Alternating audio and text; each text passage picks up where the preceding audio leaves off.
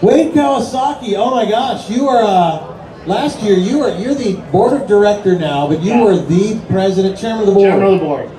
So now is past 2 years. Past 2 years. Yeah. Is your life any easier now? It's definitely changed, right? So it's not as hectic doing association work, but it's probably more hectic with legendary companies. Hey, Wayne, how's it going? Hey, there's Wayne Carini right there. Right. Everyone, big old hand for Wayne Carini. Wayne Carini. But yeah, with legendary companies, it's been a wild ride. We're definitely on the gas and glad the industry's continuing to grow. And look at all these people at the show. It's just awesome, right? So it's the biggest show ever, right? I mean, listen, you're building up to this, right? Yep. You just stepped away from that big job. Yep. How big is the biggest show ever? Yeah, so it's really tough to get an accurate count on how many folks we have here. It's in excess of 160,000. We've got 3% more companies displaying this year than we've ever had, but then last year. And we did something really strategically this year, Alan, and that we put a booth space cap on all of our large exhibitors, including myself. Size-wise. Yeah, so we couldn't get any bigger. And that allows the first-time exhibitors to get space. Yeah. And that's really what drives our industry, is new innovations and new planning and new companies. And we just really I think we have close to a record number of new companies here this year because of that booth space gap. Well, and I think soon, with what's going on across the street, it's going to be a little better.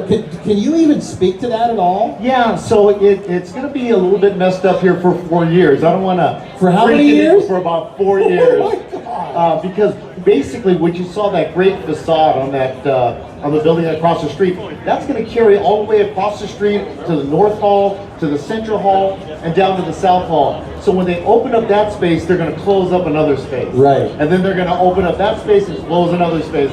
Why are they closing it though? Just to do a do a remodel. Yeah, remodel. It seems like it's a pretty new building, but it's actually 15 years old. Is it really? Yeah. So wow. Because of that, there is so much infrastructure that needs to be done, and they're going to be doing that as well as modernizing that front. So in the long run, it's going to be really good for our industry, right. And that's what we're looking for, to keep up the excitement. Well, it may be a little messed up for a little while, but it's only going to get better, right? That's it. All right. Can we talk about legendary companies a little Sure. bit? Because this is kind of the new parent company. That's correct. To, like you said, you got your foot on the gas. Right. What are the companies that are under legendary companies? Yeah, so we have the Great Race, which is, of course, a cross-country rally that you know very well. It stopped in my town this year. Absolutely. We have Coker Tire, which is the largest manufacturer of classic and vintage wheels and tires. We have Wheel Ventiques under that as well. So there's a number of different companies. Vintage Wire Wheel Works is under PS Engineering. Munchner Oldtimer Ruffin in Munich, Germany, we also own. Wow. So, and we're going to continue those acquisitions within that restoration space. That's something that we're going to really stay focused on.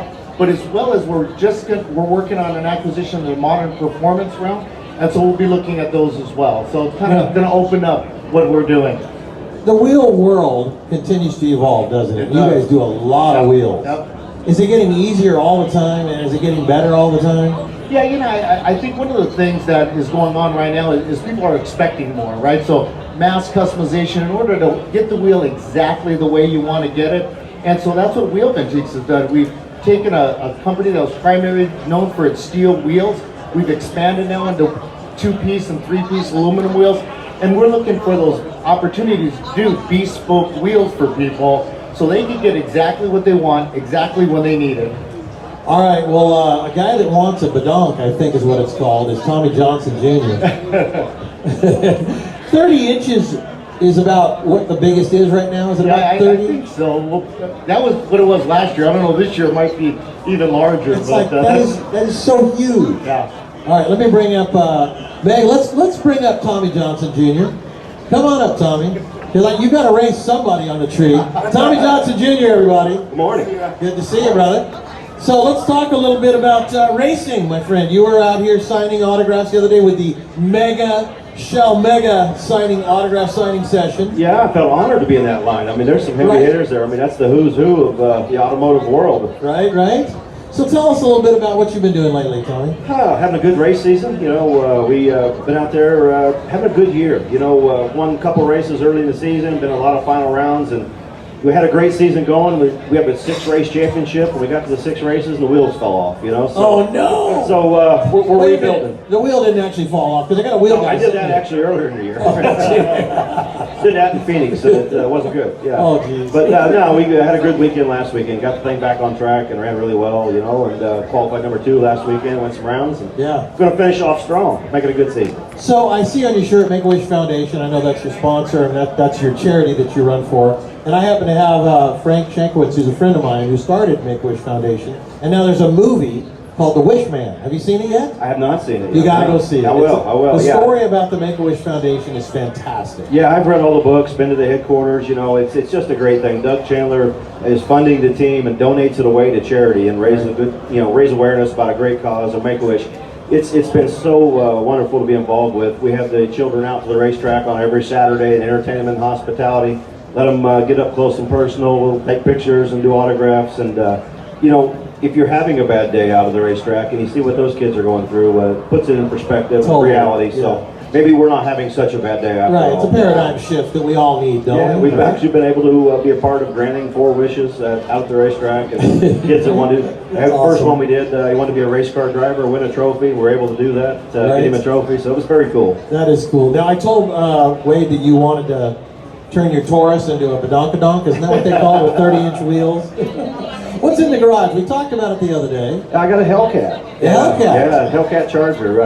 Actually, last year, Dodge put up a Hellcat Charger for the highest finishing Dodge driver in the funny car category, and able to sneak in there and get that last year, and been driving it all season, taking it to the track a few times. Nice. Yeah, we got it. Man, I can't believe how fast they are, and you can drive it on the street. Right. It gets 25 miles a gallon. You can go out and race it. You know, it's so crazy. It's very cool. It's been a fun car, and the year's going to be up about February, March, and I don't know where that car went.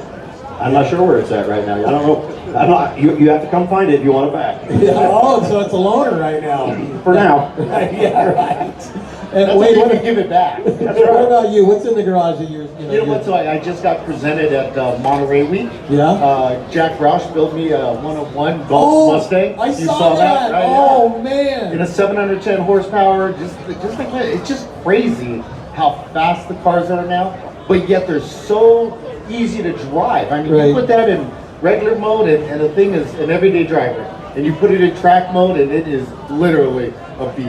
Yeah, that's absolutely. awesome. Yeah. My first race car didn't run as fast as Exactly. the street car I'm driving. Yeah. Isn't that crazy? Yeah, I mean, that's where we're at. Yeah. And you know what? Safer, better, better looking, more fun to watch, more fun to be involved. I mean, you know, drive across country and then go All right, race. so Yeah, exactly. since we had the, what do they call you now? The chairman emeritus?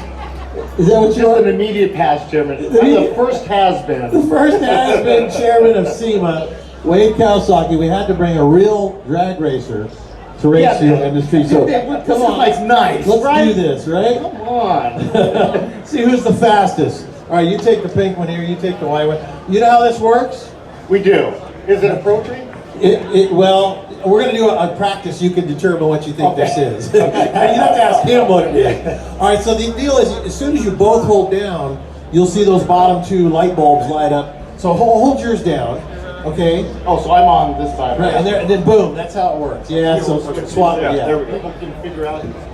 Okay, so when you hold down, there's the first one. You now, and then let go. Oh, okay. Right, see how it works? Let go, okay. Yeah, so it's a let go as soon as you see those yellow lights. All right. All right. Here's our first, Tommy Johnson Jr. and Wade Kawasaki. This is the first race. And, oh my gosh, I do believe you just beat that.